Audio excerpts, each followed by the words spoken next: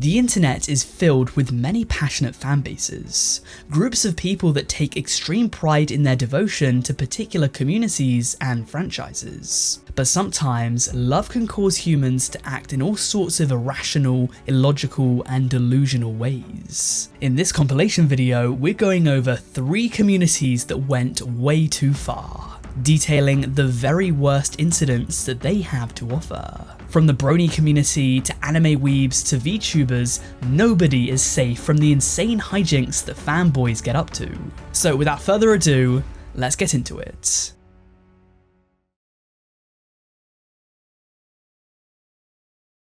My Little Pony, fascism is magic? That's what media outlets were saying about certain members of the Brony community after it was revealed that the subculture had many fans of the far right. Caitlin Tiffany of The Atlantic described this phenomenon back in 2020, where she noted that the fandom is mostly comprised of white men, a few of which have extremist sympathies. Tiffany detailed what she described as a civil war breaking out between the bronies during 2020, as obviously this was a time in the US of civil unrest on the back of George Floyd's death. The article goes on to say that on a website named Derpyburu, there are hundreds upon hundreds of pieces of racist fan art. In fact, back then, the term racist was a searchable category that yielded 900 results. According to Tiffany, while everything on Derpyburu might seem slightly strange but not awful at first, when you take a closer look, this pony paradise is tainted with horrible, brutal, violent, and distasteful art. Tiffany wrote that an image that she recently viewed on the site depicted a My Little Pony character presiding over 3 lynchings and 1 beheading of cartoons drawn to represent various marginalized groups. Now, of course, it would be completely ludicrous to say that the entire fanbase is filled with these sorts of people. The article admits that in the wake of the BLM movement in the USA, many people were making My Little Pony art to support the cause. Much of this artwork, though, was bombarded with downvotes in what was thought to be a coordinated movement. This could just mean that the community members that were voting it down were against the BLM movement, as after all it did have its critics, not all of them Nazis. But apparently, this sparked a significant conversation about racism in the fandom for the first time. As a result of this, the mods got more active in deleting posts that were deemed as trying to incite controversy, and also deleted many posts critical of the BLM movement. This was a balancing act though, because the owners didn't want too much censorship on the site as to seem authoritarian. And that's when a new character entered the fray. This is Ariane, an MLP character that has been described as the ponification of Nazism. According to Tiffany, there were some bronies who both supported the BLM movement but also liked Ariane, and somehow couldn't see a contradiction in that. It should be noted that Ariane had apparently been around since 2014, but it was only now that news outlets had noticed her problematic presence. The Atlantic article goes on to make a few more claims, but in response, many MLP fans were upset that they were painted in this light. Ironic considering that the main voice actor is Jewish. To call MLP a breeding ground for supremacists is absolutely laughable. 900 images tagged as racist, millions of images not tagged as racist, less than 0.05%. This article is entirely manufactured outrage. Whether or not this was a legitimate problem within the fan base, or whether it was just the media trying to create a boogeyman out of nothing, I'll leave that up to you, but that is just one of the many stories we have to talk about today concerning the Brony fandom, as we dive deep into some of the most strange, peculiar, and unnerving stories that it has to offer. Now, this is a very popular topic to discuss on YouTube, with the likes of Raymundo, Turkey Tom, and Izzy's all covering the topic before me, so I want to try and talk about some stories that they might not have covered. Hopefully, you can learn some fresh stories that you haven't heard before. But before we get into discussing the hidden controversies of the Brony community, we first have to understand what they are. So the term Brony is commonly given to an adult man who is a fan of the My Little Pony franchise. The fandom is said to have originated on 4chan more than a decade ago. To most of the web, this subculture was strange because My Little Pony is clearly not marketed towards adult men. The franchise originated in the 1980s, marketed towards young girls, but come the 2010s and a lot of male viewers seem to gravitate towards the show. People that previously you probably wouldn't have expected. Back in 2012, Dr. Patrick Edwards and Dr. Marshall Redden conducted a survey that took notes for 20,000 bronies and came up with these 5 categories that they can all be classified as. First up, you have the social brony. These are people who have come out, for lack of better words, as a brony. They're open and upfront about it with people in their lives. This makes up about 29% of the group. Then you have the secret brony, the opposite of social. At 28%, these guys don't disclose that they're bronies publicly, though they do engage in fan behaviour, and they are the joint second largest group. Then at 8%, you have the hidden brony, who neither reveal their love for the franchise publicly or engage in fan behaviour. Up next, you have the independent brony, who also don't engage in fan behaviour, but I'm led to believe that these guys do it out of apathy rather than shame, as they seem to be more mild fans of the property. And finally, you have the mixed brony, who exhibits traits from more than one of these groups. This classification makes up about 28% too, but it should be noted that because this study is more than a decade old, modern brony statistics might look a little bit different. Before we continue though, I have to clarify that when making a video on a group such as this, generalizations have to be made. It's a very large online subculture at the end of the day. This behaviour, is it strange? Sure. Is it inherently wrong though? Not exactly, at least not watching a kid's show, surely that's not wrong, but it's when you create a culture and a community around it where problems arise. In this video, we'll be discussing the worst that the fandom has to offer, and I'm sure there'll be some bronies out there that can agree that there are some miscreants among the rest, including many of the more vocal members who would not only give the fandom a bad name, but would also corrupt it for bronies and the target demographic of young girls alike. And so next, I have a story about just that. This is a story that concerns a Tumblr user who 9 years ago expressed her anger and disgust of the brony community after she came across someone at the 2014 Bay Area Pony Spectacular Convention, or BabsCon, that appeared to be the target of a predator.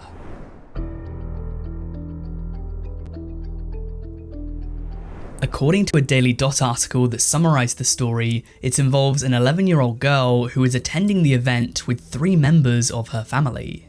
However, this story begins with the girl in distress running up to the SAC anime table, asking if she could hide. The people at this table were representing an anime-themed convention based in Sacramento, as the SAC anime name would suggest. One of these workers, named Callie, recalled the events on her Tumblr account, stating, "We met a little girl who was there with her family. She got a button drawn at our booth, told us all about her favourite ponies, and was overall just too damn cute. She had an MLP lanyard filled with pins that she had gotten in the vendor's room, and gave me a Fluttershy pin because she liked my cosplay. She ended up just hanging out with us for a while and being super cute. We called her Babby because she's 11 and precious. The next day, she runs up to our booth terrified and asks if she can please hide under our table for a few minutes. Turns out a dude had been following her around the con all day and tried to get her to come up to his hotel room alone. She tells us she thought it was okay at first because he was wearing a My Little Pony shirt, but she didn't want to go anywhere with him and he made her uneasy. At one point, after she had refused, he grabbed her arm in the elevators and tried to get her to follow him. She ran, and now she wants somewhere to hide. We tell her, of course, hurry her behind our booth and fucking station ourselves around her because she is 11 years old and all of us are prepared to physically attack the human trash heap that tries to fuck with her. We're all dressed up in wigs and ears, and we're 100,000% prepared to rip them off and launch across that table to defend this kid. Eventually, this very large dude strolls by, very obviously looking around, and she quietly points him out to us. At this point, I'm ready to set him on fire, but when I ask her if she needs me to go report him, she shakes her head. She doesn't want to get in trouble or make anyone mad. We see him a few more times over the course of the day because he keeps meandering over to our booth and just casually looking around. Eventually, he actually stops to take a flyer from our table and asks us a question, and we coldly send him on his way. We start sending a co-worker with Babby whenever her parents aren't around, and she wants to go check out Artists Valley or the Vendors Hall, because otherwise, she's not safe. Obviously a terrifying situation, but also a somewhat strange one at that, because many people who read this post pointed out some curious flaws in the narrative. That mostly being that if these staff members knew that this young girl was being pursued, hearing the statements that she gave, for them not to have informed the authorities would have been incredibly negligible, it would have been dangerous, it would have been beyond short-sighted. From their perspective, there is an active predator on the hunt in front of their own eyes who has been picked out by the supposed victim. How could you not have removed him from the event and tried to get him locked up? On top of this, much of the rest of the post was critical of the Brony community, with the original poster writing, "My point here, this is why I fucking hate bronies. Because grown-ass men are flooding into a space carved out for children, often little girls, and are making it unsafe for them." The poster went on to compare the situation to something like a bunch of gross neckbeards swarming Disneyland and shoving kids out of the way so they can grope Cinderella and finding nothing wrong with it because they think they're entitled to it. But because of the inaction of the people involved and the clear anti-brony sentiment, many people actually thought that Callie was lying. They thought that this entire situation was made up just to demonize bronies. So we have the million-dollar question, was that true? Well, if we look a little bit deeper, the same story was corroborated by another SAC anime staffer, which would suggest that it was legitimate. But at the same time, a woman named Olivia Daniels, the vice chair and head of events for BabsCon, claimed that the convention safety team was never notified of this. She went on to defend the brony community, saying that the issue was not about some innate evil of bronies, but about the potential dangers that come with hosting any large event, especially one that involves children. The Daily Dot then wrote that Callie's account was later deleted, likely in backlash from A, the people that thought that she was just using this as an excuse to attack bronies, and B, the people that had reservations with how this situation was dealt with. Though when I checked the link that the article provided, the account was still up and active. But anyways, you might be surprised to find out that this story does indeed have a conclusion, as a short while after this incident became public knowledge, the girl's mother came out with a Tumblr post to clear everything up. Was this story true, or was it false?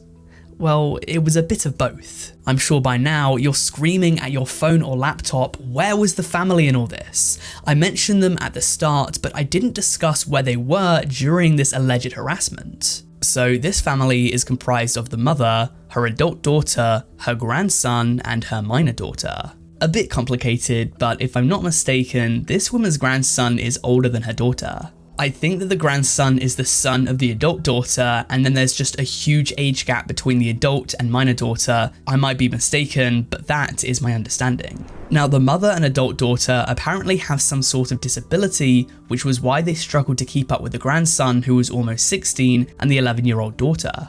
At a point in time, none of the three were near the daughter, which was when she got approached by the man. So it seems to be true that he did in fact ask her to go back to his hotel room to apparently help him pack. What was not true though was the claim that he grabbed her arm while in the elevator. According to the mother, this part of the story was heavily exaggerated. There was never any physical contact made, nor were the two ever alone together at the same time. They happened to share an elevator ride, but never interacted. The mum confirmed that the elevator was filled with people, and the two were standing away from each other. The mother also claims that at the time she didn't know anything about this either, and that she would have contacted security had she been aware.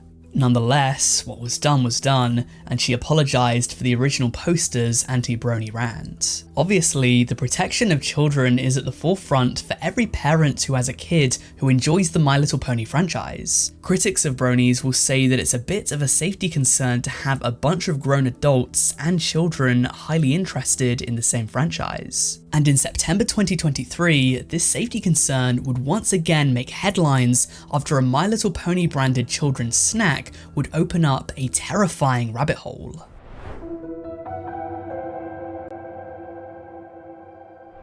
If I'm not mistaken, this story is a first on YouTube. It hasn't been covered before, so allow me to invite you into this shocking and sickening tale. This story is set in Hull, England, a place that I've only discussed once prior on this channel for its infamous Krispy Kreme Club incident. My apologies in advance to anyone who lives there, but it's a pretty unremarkable place in England, with one Guardian article saying that the number 1 and 2 reasons why you should visit it is that it has white telephone boxes and not many green cars. But last month, a pretty crazy story came out of the city, and that was that a mother was doing her grocery shop when she found something very strange on the back of one of the items that she had bought. The item in question was a My Little Pony mini biscotti packet of cookies. These are the sorts of things perfect for a snack in the lunchboxes. Cheap, small portions but still delicious, and obviously it's marketed towards children. What could go wrong?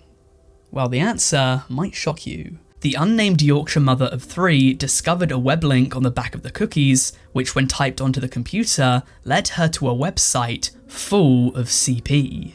And of course by that I mean Chinese pornography. Obviously incredibly inappropriate for anyone who might be the target demographic of this sweet treat. The mother made the point that if any child would have taken this product, seen the link on the back and then typed it into the computer, maybe thinking that it would lead them to a My Little Pony website, it would have completely shattered their innocence. She sounded the alarm for local parents and also informed the shop where she bought them from, Heron Foods. For those of you who don't know, Heron Foods is a discount grocery chain predominantly located in the north of England.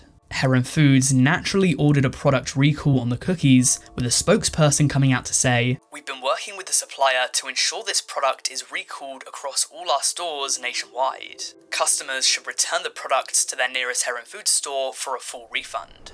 Interestingly enough though, in the backlash, it was revealed that yet another supermarket chain popular in the UK, Lidl, had been selling the same product but in a Paw Patrol theme just a month prior. But upon noticing the link, Lidl quickly had the mini cookies removed from their shelves.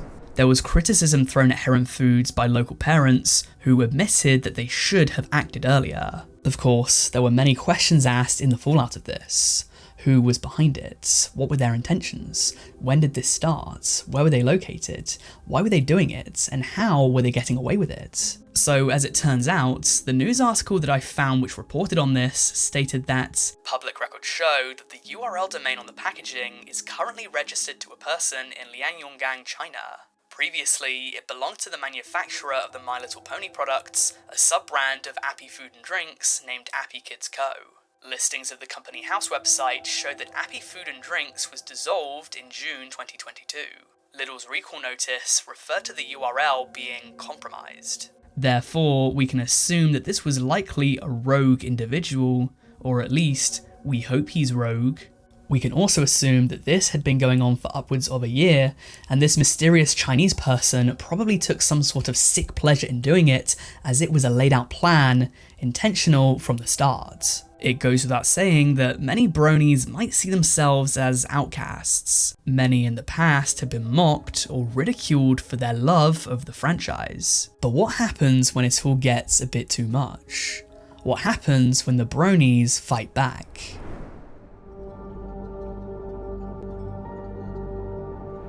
We're going back in time more than 11 years for this next tale, back to August of 2012, with this story being set at a convention called Everfree Northwest. As you might expect, this was an MLP convention which was being held in Seattle, Washington. To this very day, you can still find footage from the event up on YouTube. These dusty relics are almost fossils now, giving us in the modern day the clues to what this event must have been like. By all accounts, this was not one of the more traumatic MLP conventions, but the day after it wrapped, a blog post was put up on Tumblr by a user of the name Sporkbot. This post would send shockwaves throughout the MLP community as it detailed how one person in attendance resorted to physical violence after they thought the franchise was being mocked. The post, titled Love and Tolerance, reads, "We were there as fans of MLP FIM who were not actively involved in an online fandom and representing the con that we help run. Everfree Northwest had set up a table at our show, so we were setting up at theirs. We had a great time tabling and did meet a lot of really nice people. We also met some people who were not so nice. I was sitting at our table in the main hallway of Everfree Northwest, just outside the doors for the livestream room, eating dinner with my girlfriend. I got up to use the bathroom and saw some people peeking into the panel room to see what was going on. They were wearing pony shirts and buttons and were all decked out, where I was wearing my vendor badge with a Nightmare Moon pin on the lanyard.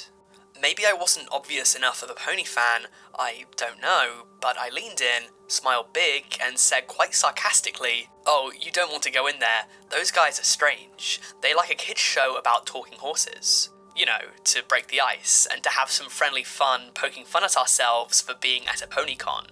I've done this before, and it has never upset anyone in my last 10 years of going to comic book, pop culture, sci-fi, and anime conventions. The woman smiled back at me and said, "Oh yes, very strange." We chuckled a bit, and she walked away. I was about to turn to continue on my way to the bathroom when some other man came up on my right side, grabbed my trapezius muscle, and pressed his thumb to my jugular, and applied light pressure.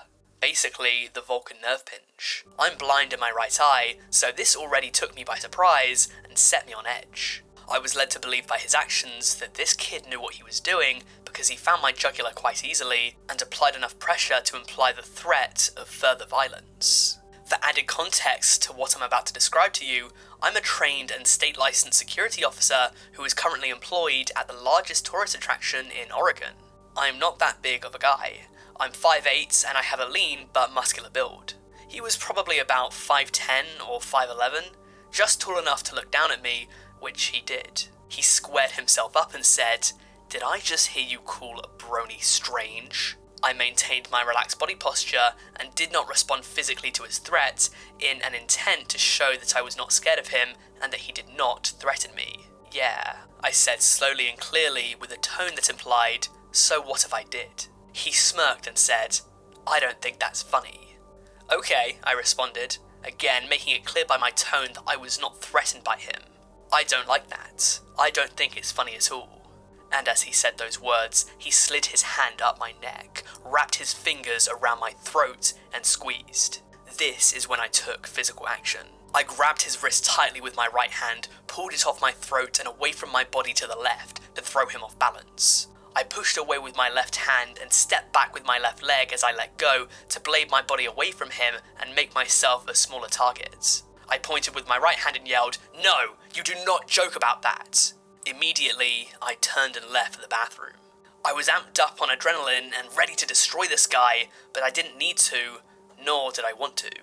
All I wanted to do was to get out of the situation and end it before it started to get worse. I didn't go to Everfree to get into a fight. I went to hang out with friends, make friends, talk about ponies, and promote my event. After I got back from the most stressful and shaky piss I've ever taken, my girlfriend asked me what happened.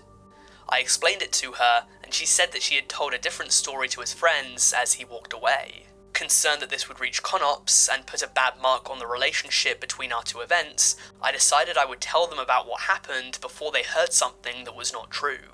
I had, and still do not have, any reason to lie about what happened. Usually, I would much rather let bygones be bygones than start shit, but this was a serious threat to my well-being, be it a misguided joke or not. The staff were absolutely aboard by what happened, but didn't know what to do.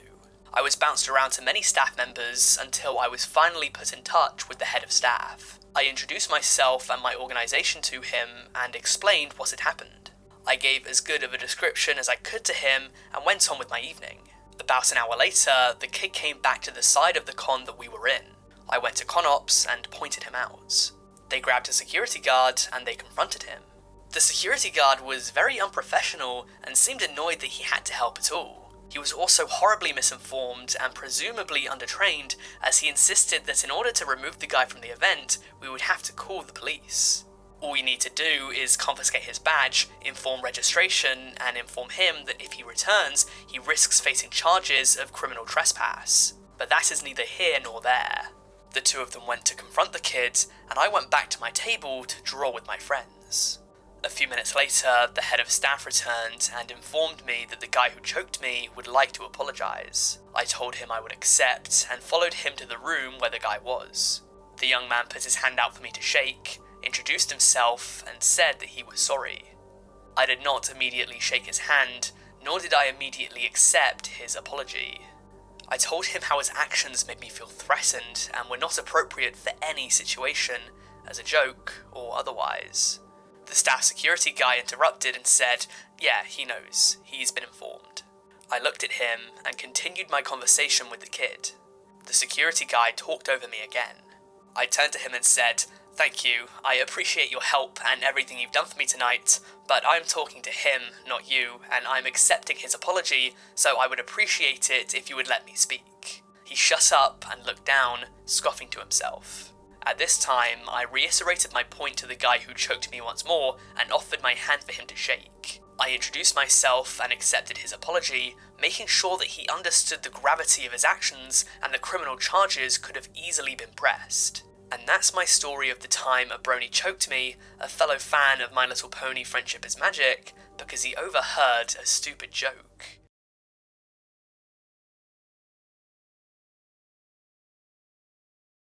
I just learnt about what Japan did in World War II in class. I've been shaking and crying ever since. This isn't the Sugoi Japan I know. This can't be real. Japan would never do that. I know from anime that Japan would never do this. Nandemo, nandemo, nandemo. This was a tweet from one person, probably a weeaboo, that potentially allowed anime to let him become detached from reality. He was possibly distracted by stoic protagonists, hilarious sidekicks, and glorious waifus, so that he couldn't process the idea that Imperial Japan committed some of the most atrocious war crimes known to man. Whether or not it was legitimate, this tweet would go viral as it struck a chord with many people. How would an anime-obsessed weeb react when they found out about the darkest parts of Japan's history? Well, that's the sort of thing that we'll be discussing today. After the success of my video on Unhinged Brony events, I've decided that this is going to be a new series on the channel called Inciting Incidents, because I'll be giving you guys the insight on various obscure stories within fanbases. So to continue on my quest to do just that, let's begin with a boy whose hatred of Dragon Ball Z led him to commit a crime in front of hundreds of people.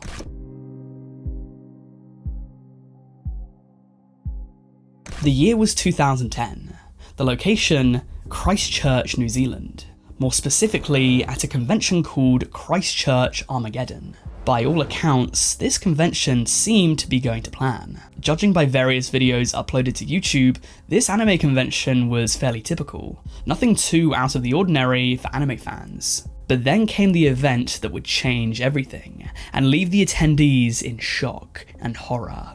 The now infamous Kamehameha competition.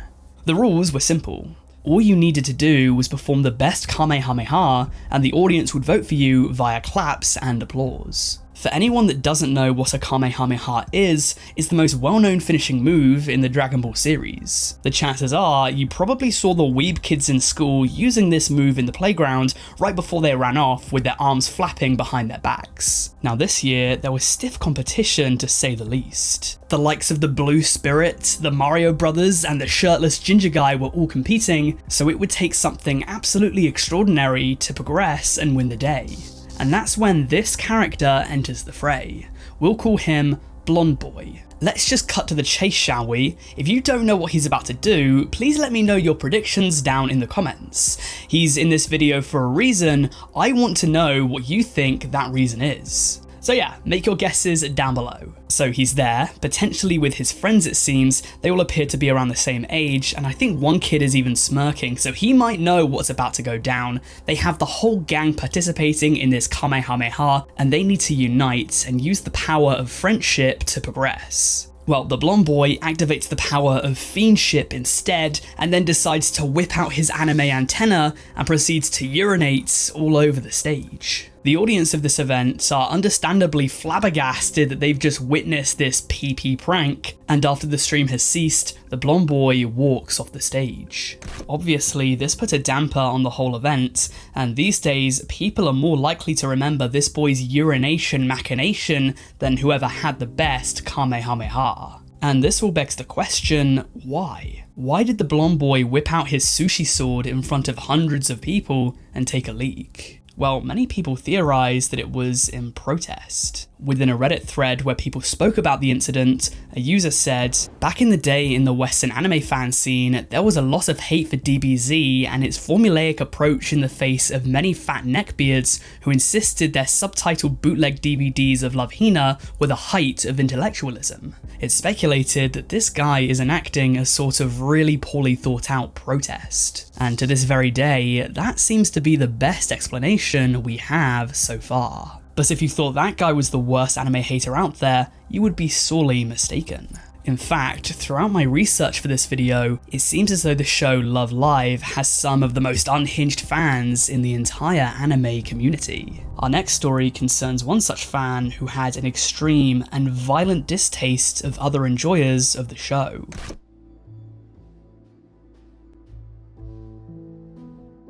I think it's no secret that anime fans often hate other anime fans, whether it be because they have differing opinions on characters, whether it be because they like different shows to each other, or whether it be one prefers dubbed to subbed, they're constantly at each other's throats. Around Christmas time of 2015, however, a story would break concerning a 15-year-old student from Toyama City out in the west of Japan, who posted a picture up onto Twitter that read, "I'm going to kill every Love Liver in this country with my own hands until not even one remains. Love Livers who have both scammed and thrown movie theatre leaflets all about while trampling them are incompatible with society. I can't leave any of them in this world. Hashtag spreading hope."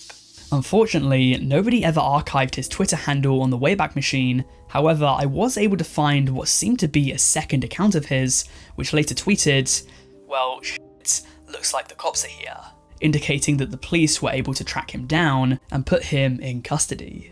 The fascinating thing about this story, and what might come as a bit of a surprise, is that though you would assume that this boy hated Love Live on the basis that he wanted to cause physical harm towards fans of the show, actually quite the opposite was true. The police claim that he said something that would translate to the effect of, "I also like anime, but I hated the awful manners of other fans." And this statement would match up well to his tweet, as he took offense to people participating in what he called antisocial behavior. People on forums were quite quick to make jabbing remarks at him, saying that it was likely because he wanted all of the show's waifus for himself, or that anime had ruined another life. But whatever the case, these threats would force the Love Live production company to up their security. It would also not be the last time that someone would make violent threats towards fans of Love Live. Nonetheless, this was yet another case of a disturbed anime incident. And that leads us perfectly into our next story, also concerning Love Live. This one has drama, intrigue, conflict, and let's not forget, anime body pillows.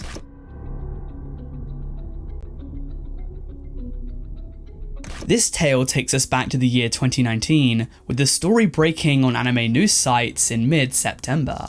The location? Northeast of Tokyo, in a place that's called the Ibaraki Prefecture. Our leading man for this story remains unnamed, but we do know that he was a then 50-year-old who worked within the Chiba Prefecture, directly south of Ibaraki. We also know that he might have had a fondness for anime because he risked arrest to sell altered versions of anime characters at auctions, allegedly making 3 million yen, the equivalent of $28,000 or £20,000 sterling, in the 3 years after he took to the internet to sell bootlegged merch. Of course, not enough for a full-time job, but definitely a lucrative side hustle.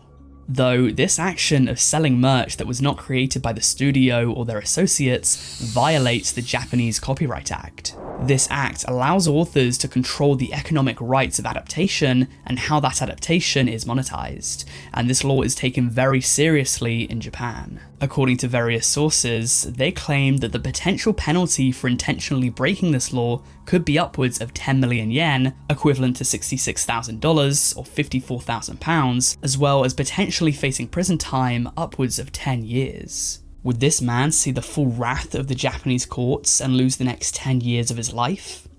Well, it's tough to say. As I mentioned, I couldn't find his name anywhere, so it was tough to discover the full extent of his sentence. However, copyright laws were perhaps the least of his worries because the mere concept of this bootlegged merch was problematic in itself. You see, I mentioned earlier that these were altered versions of anime characters. Perhaps a few of you guys knew exactly what I meant when I said that, but these altered versions are of course nude adaptations. Already, that's adding an extra layer of taboo, but then you take into consideration which anime he was selling these merch bootlegs off, and it makes things much, much worse. It's said that the sale that got him caught was a naked body pillow of a character from the popular anime Love Live Sunshine, a sequel to Love Live. These characters from Love Live Sunshine, just like from the original series Love Live, alright, they're anime schoolgirls, man. This show is about a group of girls who create a pop group to try and save their school from shutting down, and apparently that just makes a bunch of guys really thirsty. Whether or not this man faced any additional repercussions based on the fact that these characters are meant to be underage, I cannot confirm nor deny, but I have to believe that it was a possibility. The man that they arrested denied his involvement with this, but the police were said to be cooperating with him because they were led to believe that there were bigger fish to fry in this case. The thought process was that the 50-year-old suspect was merely a middleman, as the police did not believe that he was the one creating these body pillows, and what the Ibaraki police wanted to do was to go through him to find the supplier and cut this illegal racket out at the roots. But from an anime concerning teenage girls to an anime incident concerning a teenage girl, let's talk about the time that a sussy Barker had her life turned upside down after one of her old regretted videos went viral. The reason? Well, people took note of her being a crazy tsundere.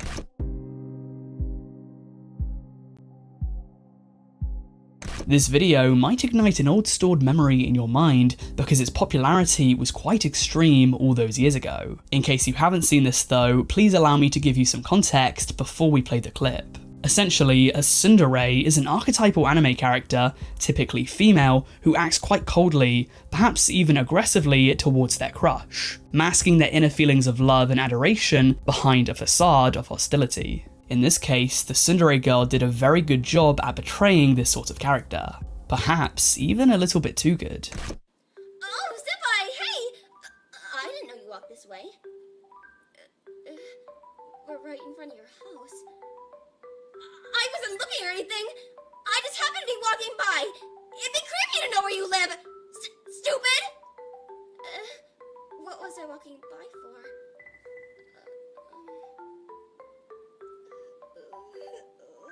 Okay! I had to give you something! Listen, don't get the wrong idea. I was just up at 4 a.m. cooking, like schoolgirls do, and it happened to be your favorite, and I thought maybe you'd like some since I had extra. Be grateful! Aha! How did I know it was your favorite?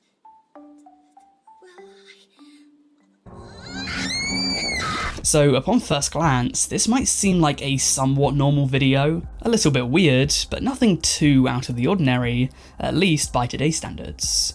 In truth though, there is a long backstory behind it. You see, the girl in this video is actually SidSnap, a now 28-year-old woman from Wisconsin who you might actually know from YouTube. She has a channel on the platform with almost 800,000 subscribers. Back in 2020, she came out on the Trash Taste podcast to discuss her side of the story. She said that in the past she was a huge weeb, but upon reflection noticed that it was pretty cringe, and so she made this video as a sort of light-hearted mockery of these real-life tsunderes. What happened next though would shake things up, as it started to get spread around 4chan and then the rest of the web. After initially blowing up, it quickly faded into the background. That was until commentary YouTuber Leafy Is Here found the video and roasted her. This is a mental disorder and it needs to be stopped. This is likely where you know it from, as according to SidSnap, this clip featured in his most popular video, titled "The Angriest Vegan on YouTube to Ever Exist." This was like at the peak of Leafy. This was at the peak. Right? This is actually his most viewed video ever. She went on to say that she regrets the video, and for a while after Leafy's video dropped, she received a barrage of hateful messages which damaged her mental health. From there, the clip continued its path towards infamy, being plastered all around Cringe compilations and whatnot. SidSnap claimed on the podcast that she estimated that the video had been viewed probably about 100 million times, and that the constant hate, harassment and ridicule truly took a toll on her. And it sucked because I woke up to hundreds of emails of people telling me to kill myself, and this lasted for months. Like, it was awful. Like, I didn't touch my phone, I would cry a lot. I went through a pretty bad period, not gonna lie. Like, I was pretty It was awful. She said that people from her past would pop up out of the blue, having recognised her from the video, even all these years later. She would make yet another tsundere video in the summer of 2016, steering into the skids and seeming to own it in the face of this video resurfacing, even poking fun of what happened. Have you ever wanted to make a tsundere parody that gets re-uploaded and taken out of context and spreads like wildfire so people can comment on it and think you're a fucking degenerate? Well, good. You've come to the right place. Cause aren't we all degenerates at heart? Though by now, the video has once more faded into the background, and with it having been such an old video, she's since made her peace with it. Now I don't really care. I grew up, I've kind of come to terms with this is the internet, I can't change the internet. The craziest part of all of this was that what she was doing would years later become the norm on TikTok. Dressing up in cosplay and doing a dance on the internet is short form content's bread and butter. Perhaps the world just wasn't ready for this tsundere. But at least with Sid Snap having come to peace with what happened, this story has a bittersweet ending. The same thing could not be said for our next story, however, which is perhaps the darkest of the entire video. It's strange to think that the discussion of television could lead to a high-profile political blunder, but in November 2017, Japanese politician Ichita Yamamoto came under heavy fire for his comments, saying that a horrific crime was as a result of the assailant watching anime.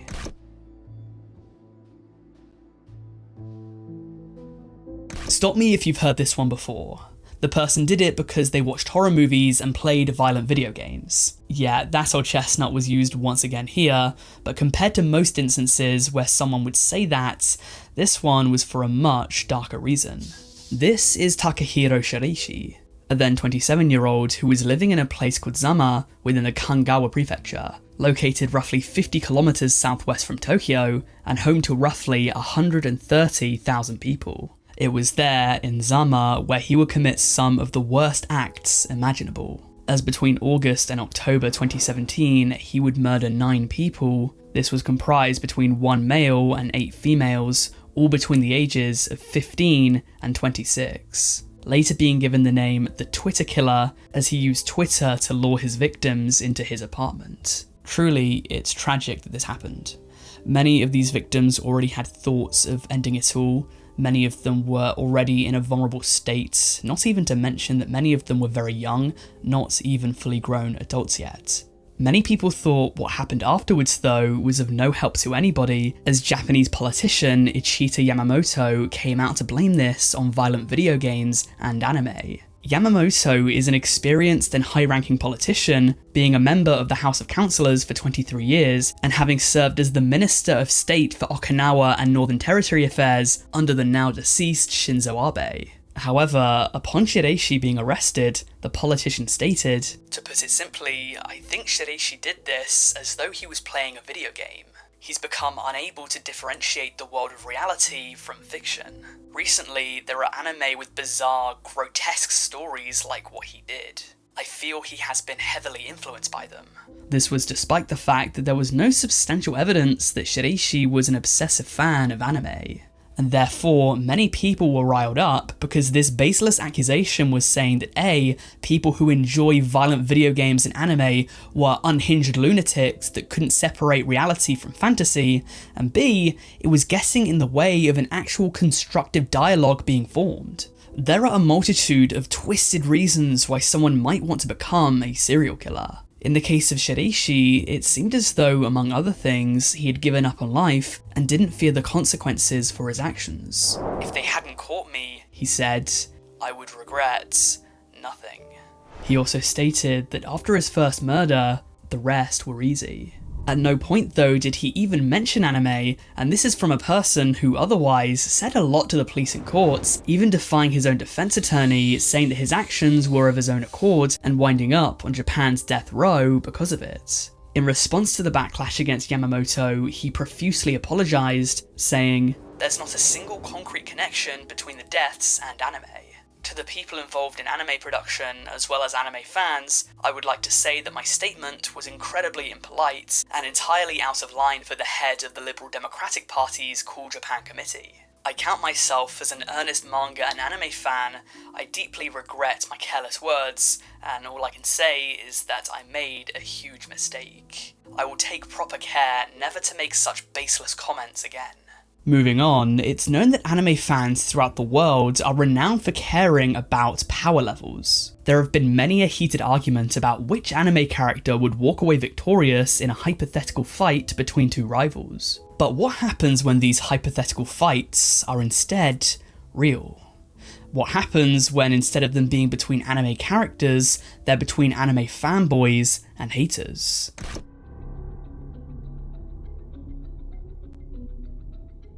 It was in March of 2023 when news outlets reported that none other than Russian teenagers were the ones getting involved in these physical altercations. The Daily Mail was one of these outlets and claimed that more than 450 teenagers, most of them aged about 14 or 15, were arrested as fights broke out within shopping centres throughout the country. These teenagers were believed to have been part of a subculture called PMC Ryodan, with the name Ryodan being taken from a criminal group in the Japanese manga series Hunter x Hunter. These hooligans are identifiable by the clothes they wear, with them often donning checkered trousers and black hoodies, which include spiders on the back. Otherwise known as simply the Ryodan, as soon as this behaviour was noticed by the public, the government soon stepped in to try and snuff it out. They released this article, which is said to tell parents how they can identify whether their children are a part of this devious group. Vasily Piskarev, head of the Russian Parliament Security Committee, said the group's only goal is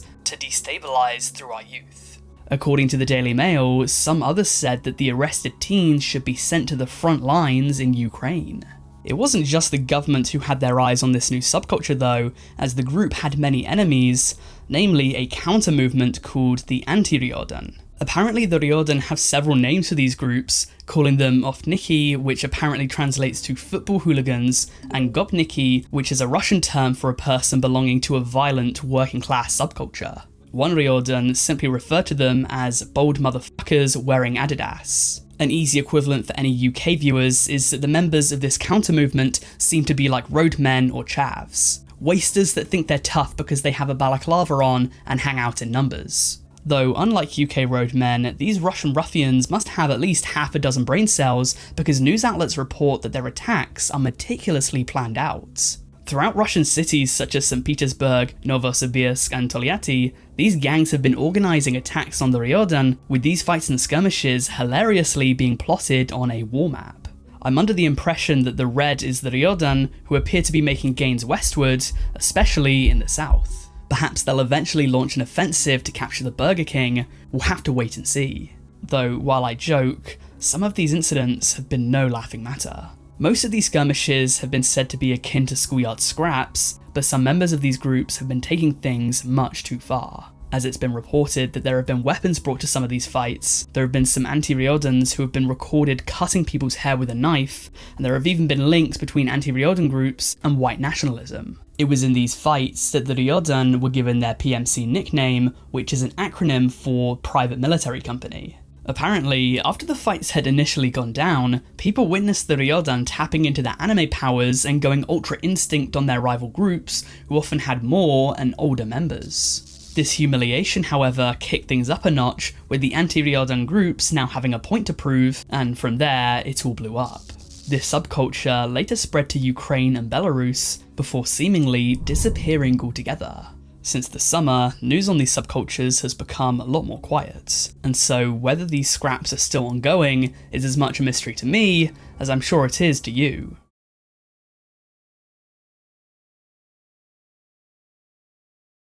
Ooh, I'm going to do drugs, get frisky with my manager, and form a reverse harem.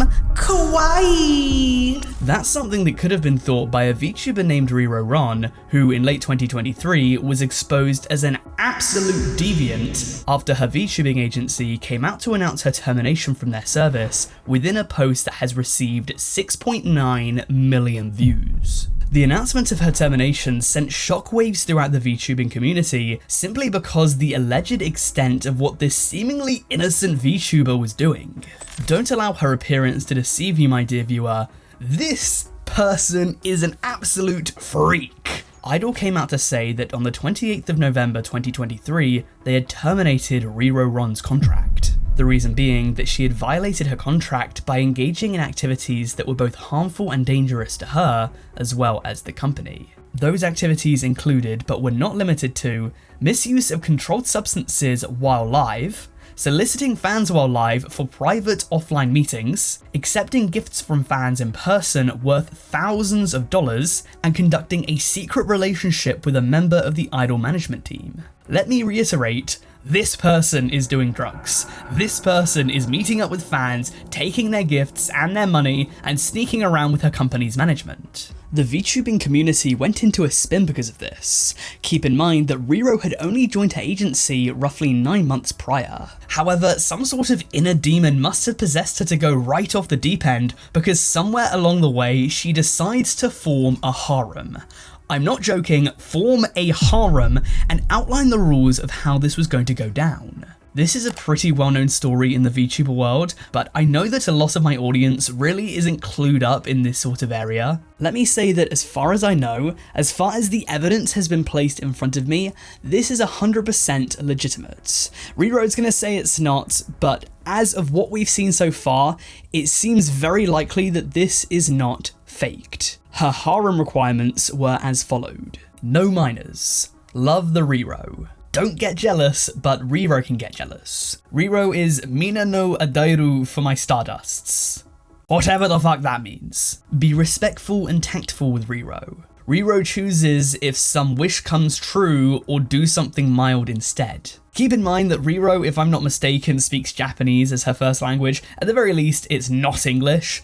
But it seems as though she's saying that she gets to choose how hard they go at it in the bedroom on the scale from mild to wish comes true. You need to be familiar with Riro. And lastly, the harem project, so she calls it the harem project, just getting it out there, is top secret. So you shouldn't tell other Stardusts. These are some pretty strict rules, so what do you get out of it? Well, you get to meet up with her, and more. This is just one of the many different pieces of evidence against Riro. There is an entire file filled with more than a dozen clips of her making the rules for this harem, and so just to fill you in the best I can, I think I'll play a few of those clips for you now. You want to meet the Riro, and I want you to. And I want you to. Well, think about that then. Maybe it is a possibility. Even though it sounds very insane. It sounds very insane. But, I don't know, speaking to you makes it sound less insane. Because if you want to be part of the harem specifically, that means you would see me even without my alien scan, right? You would have to see me disguised as a human. As my alter ego. Perks the possibility to meet up with not Riro. Would you like to meet me? Would you like to meet me and perhaps even try me? Doesn't have to be like that. Yeah, or it can be a date or just a walk in the park, as you prefer. We can just spend a nice evening together. No minors. No minors in the harem. No minors. This is very important. No minors. I wonder if I'm the only girl from Idol who can pull up something like this. So I think that it's fairly easy to say that she was caught red-handed. This folder is surely the smoking gun. And so it appears as though she went through with this harem formation based upon Idol's post and was given some expensive presents when she met up with these viewers. However, as the post also says, that was not the full extent of her devious behaviour. she also had a relationship with someone who worked in Idol's management. This person is thought to be the company's lead talent manager, who's probably the last person you should be boning on the side, but Riroron seemed to make it her personal mission to go off the rails in the most unhinged way she possibly could. She also was accused of doing drugs on stream, but as far as I could find, these were only sleeping pills, so it wasn't like she was just snorting lines whilst live. That said, she would later respond to the allegations on her own Twitter account, where she would say that she had nothing to apologise for, even though the evidence is fairly stacked against her, and even she herself would post this meme. I didn't. Totally would though. Ooh ooh. I don't think that would help her case. But things don't stop there. You might notice that this account that she posted on was not Riroron, and that's because this is Kyoresu, otherwise known as Riroron, before she signed for Idol. Kyoresu's channel is a lot more music related and has almost 500,000 subscribers. In the aftermath of getting let go from Idol, she has since returned to Kyoresu after taking a year's hiatus and has started posting once more. And I have an exclusive update for you guys because everyone that made videos about this incident right after it happened didn't include this development because this is relatively recent. A few weeks ago, she uploaded her first video in about a year. So let's take a look at what she's had to say since her comeback. Imagine getting accused of every single internet sim from one day to another. Just randomly opening your socials and there you are! Absolutely destroyed by every snowflake out there. But it's fine, I can just restart. It's not the first time I'm doing it anyway, right? Restart! That's pretty wild, but the song gets even crazier. Take a close listen to some of the lyrics right now. Internet is full of fake news, but don't let skeezers give up. So let's let this show entertain us. Internet is full of fake news, but don't let skeezers give up. So let's let this show entertain us. I won't lie though, this music video slaps. Credit where it's due. The entire thing seems to be about her termination, which I actually think is quite a smart move. She seems to assert within this music video that everything that happened was taken out of context, or at the very least, wasn't the whole truth. Apparently she signed an NDA, so she can't discuss what happened. Whether or not you believe her, I'd love to find out the truth of this. So that's where we are today. Riro is trying to launch a comeback as Kyoresu, announcing that she'll start streaming soon. That manager might just be sacked for good, and the general audience have had a good laugh at just how absurd it is that this pink cutesy anime girl has been accused of living this drugged up rockstar harem lifestyle. What an insane story. But of course, that's just one of the many stories I have for you today. Coming up is a game of Smash or Pass that ended in death threats and a racially segregated VTuber award show. But before we get into that, let's talk about a VTuber who was roasted by the entirety of Twitter after allegedly body shaming a Twitch streamer for showing too much skin.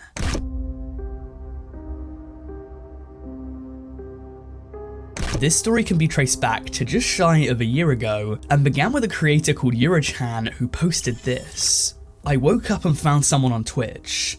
I mean, wow, is this lewd even allowed on Twitch? And as I'm sure you'll see throughout the rest of this video, oftentimes the most simple of tweets can end in disaster. Initially, a lot of people were joining in on the joke.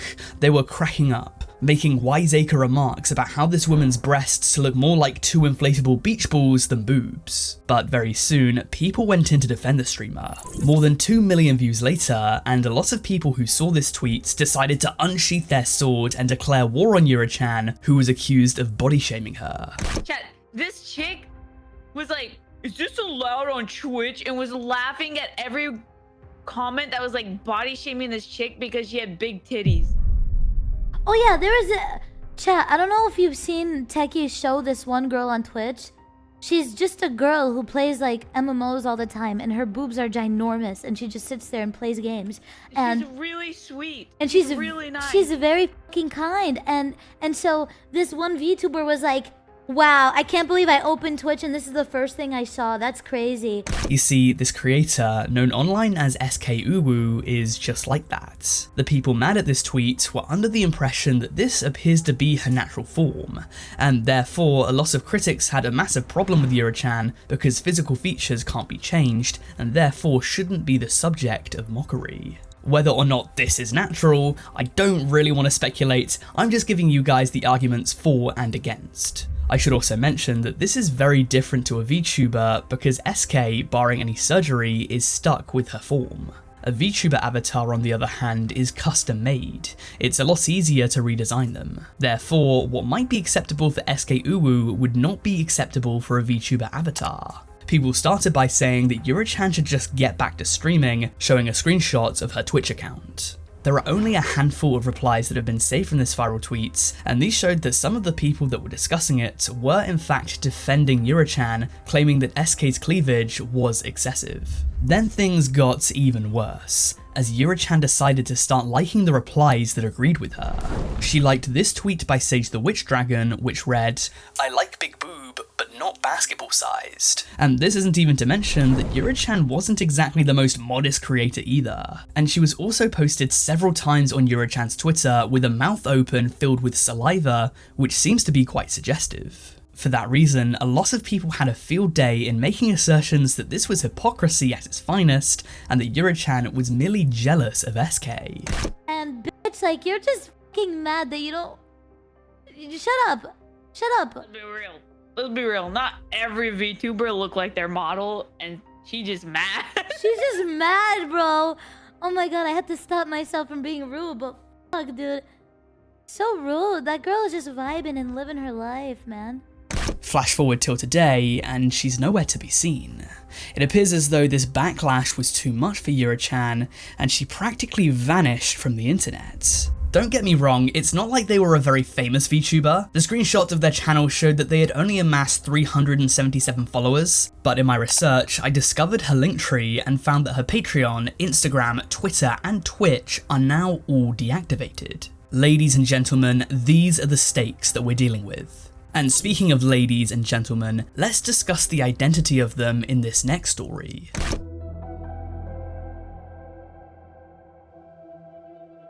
If you've witnessed enough people talk about VTubers, there's a very real possibility that somewhere along the lines you would have heard someone say something like, "Oh, don't you know they're all just guys with voice changes?" And while they might have a point, so far there have been very few instances in which a female VTuber was discovered to be voiced by a dude. That said, it's not out of the realms of possibility.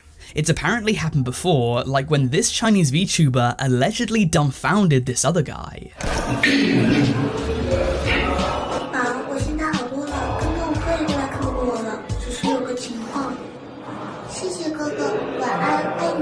I found this on 9gag, and the text within this video is Mandarin, so if anyone can read Mandarin, perhaps they could clue us up as to whether this is legitimate and what it says, but this guy was apparently arrested for scamming people as a VTuber. Regardless, back in 2018, an infamous gender reveal within the VTuber community would happen after a creator called NoraCat would suffer a glitch that would shock the VTuber world. Mr. NoraCat was caught dead to rights. To this very day, his legacy to many people is that guy who pretended to be a girl. And a lot of people thought that because he sounds like this. ノラキャットは創作です。アニメや小説と同じように、キャラクターの性格や動きや喋り方などを作者が考えています。すべて創作であり、実在しません。However, there's actually a little bit more to this story than first meets the eye. First of all, it might be news to you, but there's actually a word for a man who pretends to be a woman through VTubing, and that's babaniku. So NoraCat was a babaniku. While researching this, I stumbled across a video made by a creator called Venendar who claimed that NoraCat was actually a known babaniku, so when his true identity was revealed to the web, his own fans really didn't seem to care. That said, he does claim to be a girl on Twitter, but I guess that you could make the argument that whoever this guy is behind the scenes, NoraCat is a character, and the character is female. But whatever the case, as it turns out, it was not his audience, but in fact other people who were clowning on him for this revelation. He even addressed English speakers about that in the clip I showed you before. To this very day, the revelation that NoraCat was a man is probably the most well-known incident of a babaniku that I could find online, but I'm very sure that it won't be the last. And I'm sure that won't be the last story I have for you today. We still have plenty to discuss. But if you're enjoying this, I'd love to ask you to subscribe if you haven't already. We're so close to 150,000 subscribers, and it would mean the world to me, so please do hit that big red button. Also, if you like what I have to say, check out my Twitter and Instagram, both of them are linked in the description. But in the meantime, if you want more, I'll give you more. You know, there's little better in this world than receiving a hard-fought award for your good work. Award ceremonies often look vapid and self-indulgent on the outside, but if you're going for a prize, they can mean everything. For our next story, we're going to discuss a group of people who some think have been held back from winning any VTuber awards.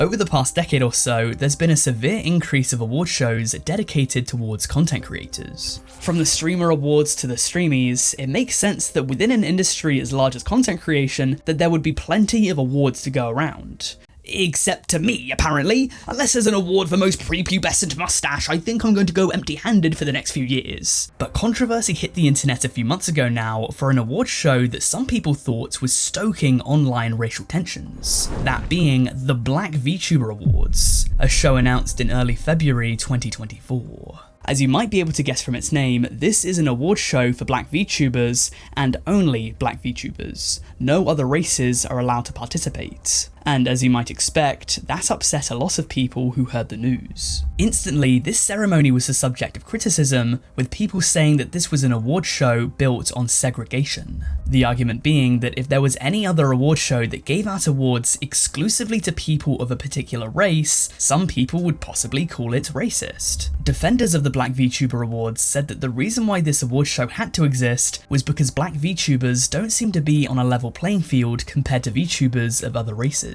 Based upon my research within the VTuber community, it does seem to be a little bit more overtly restrictive against Black creators. There have been plenty of videos made describing how it's hard to be a Black VTuber, and how sometimes Black creators can't even get an avatar made that would match their skin tone. As an outsider to this community, I couldn't even name you a single Black VTuber. That said, there's no laws or limitations put in place that would prohibit a Black person from becoming a VTuber. And you have to ask the question, is a racially segregated award show really the best way to give these Black creators their flowers? I'm going to be honest, I think that the Black VTuber Awards have been deleting replies because I can see a lot of people complaining about the hate the show is getting, but very few posts in the replies actually complaining about it. Also, I've seen screenshots like this, Donnie Darko03 nominating this character for the award, and call me a conspiracy theorist, but I have a sneaky suspicion that is not her name.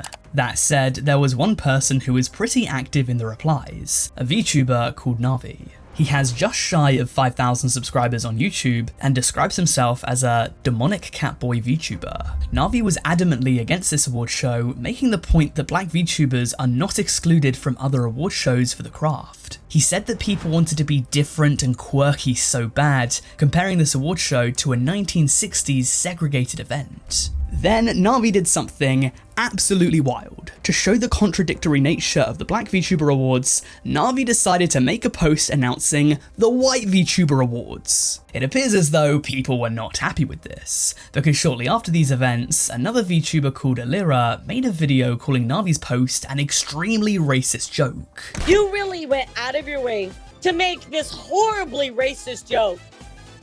And be like, oh no, but everybody else is racist. This is gross.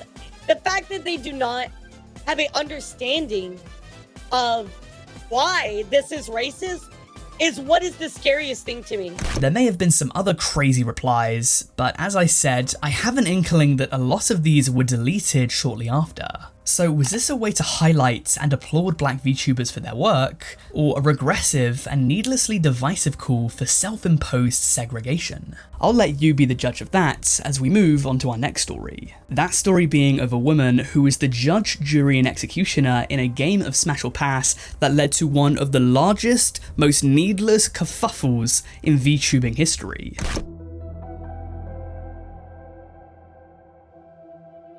Smash or Pass is a simple game. You're given a list of people, and all you do is say smash or pass. It's kind of like a theoretical Tinder. Most of the time when you do a smash or pass, this is between friends, and the people that are being smashed or passed on are not present. Oftentimes they're fictional or celebrities, maybe classmates or co-workers, but doing smash or pass to someone's face would be pretty brutal. However, in the advent of live streaming, if you're one of these celebrities, especially if you're an internet celebrity, there's a fair chance that you'd see someone's reaction to you in a smash or pass. YouTuber or streamer smash or passes are pretty common, but in October 2023, one of them would go much too far. Meet Cowbell Chaos VT. She's a digital artist, graphic designer, sassy short stack, pot smoker, voice actor, and chaos bringer, who late last year would go in hard on another VTuber's character design and created much a hullabaloo about nothing. This is Dragonspit, who was the subject of a smash or pass between Cowbell Chaos, another VTuber called Freya Allmother, and several of their friends. And this is where things became unhinged because of Cowbell Chaos's extremely adverse reaction to seeing Dragonspit. What dragon women are supposed to look like in the VTuber community. Just pass. Pass. Mm-mm. I want scales. I want muscles. I want flat chests because dragons don't have tits. And I want a big ass on them and a long ass tail with wings. And I want them to breathe fire and drag me into their cave. I don't want some prissy palace bitch looking at me going, you must kiss the royal fingies if you want to even touch the royal wings. No, bitch, get the fuck out of here. You're not a dragon. You're just cosplaying as one. Fuck off. This clip was treated like the end of days. It seemed like the rapture was coming for us, that we were all about to be sent to eternal damnation, that Satan himself was walking among us. On Twitter anyways. Dragonspit came out to address it and attached the clip of their roast, which gained 1.6 million views. Dragonspit said, "Smash or pass streams are fun, and I don't actually care about being passed on at all. It's all for fun and for seeing other VTubers. The issue is calling someone a prissy bitch when they know nothing about that VTuber's personality or lore. Also, it's his rude to say, if she gets upset when people don't want to smash her character, then you need to go touch grass. This person and the others were also practically insulting my design and the work that my amazing artist put in by saying that it looked copy and pasted, and like a generic e-girl, and that e-girls were f***ing boring. Please remember that there is a person behind every model, and those people do have feelings. I didn't join to be insulted, I was hoping to see a fun time.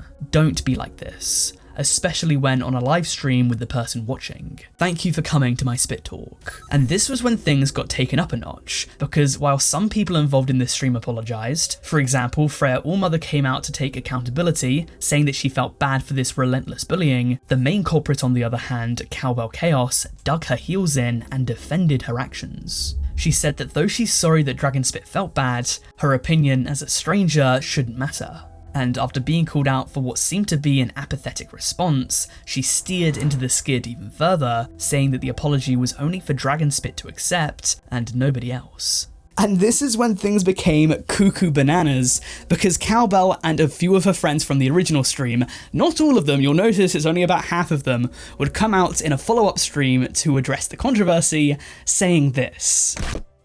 Yeah, I did call her a prissy bitch. Because she looks like a prissy bitch. I'm sorry that my blunt language is so offensive. Oh my god, shame on you, Cowbell. Shame. And it was also cuckoo bananas because Cowbell then claims that she received death threats, she had people telling her to unalive herself, she had slurs made against her, apparently she even had people threatening her family, and that is absolutely wild. But the story doesn't stop there. Cowbell seemed to blame Dragonspit for the actions of her fans here, despite the fact that Dragonspit never told her fans to go out and harass Cowbell, nor can we be sure that the haters were actually Dragonspit fans. Some of these people might have just been there for the dogpile, because some VTuber fans are apparently just like that. Cowbell went on a long Twitter tirade after this, writing up literally dozens of posts. Cowbell was saying that her opinion was only that, and since an apology had already been given, all of the people that were calling her out had no leg to stand on because this was only between Dragonspit and herself. Dragonspit would then come out to tell people to stop sending Cowbell threats and telling her to unalive herself, and though you would think that that would be where it would end, then things got even weirder. It seems as though Cowbell then tried to deny that anything ever happened, calling this a bit of a conspiracy and saying that the clip had actually been altered, claiming that they were saying this about someone else. She asserted that the entire thing had been completely taken out of context. Now, it seemed unlikely, but stranger things have happened. This allegation that the clip was taken out of context might have been her escape rope, her get out of jail free card, her skeleton key to salvage her reputation. But no. She was then blindsided by Freya, who came out to clarify that no, this clip had not been altered in any way, pleading with Cowbell to stop making her look bad. After this, the jig was well and truly up. She had been foiled by her friend and was now known to many people as not only a bully, but also a liar. What started with mindless words ended in lies, deceit, controversy, conspiracy, vitriolic attacks, death threats, and tears. Essentially all of which I discussed in my previous video about VTubers. That one was made almost a year ago to the day, and it's still one of my favourite videos that I've ever made. Go see that one next if you haven't already. If you have seen it though, you could instead check out my podcast that's just launched. I've just started a podcast with tons of other great creators, Brugly, Diatrip, Knight, and Raymundo. The first 2 episodes are out now, with plenty more still to come. Go watch them, make sure to let the others know that Fox sent you, and don't forget to subscribe. With that said, I want to thank you for watching, and I'll see you later.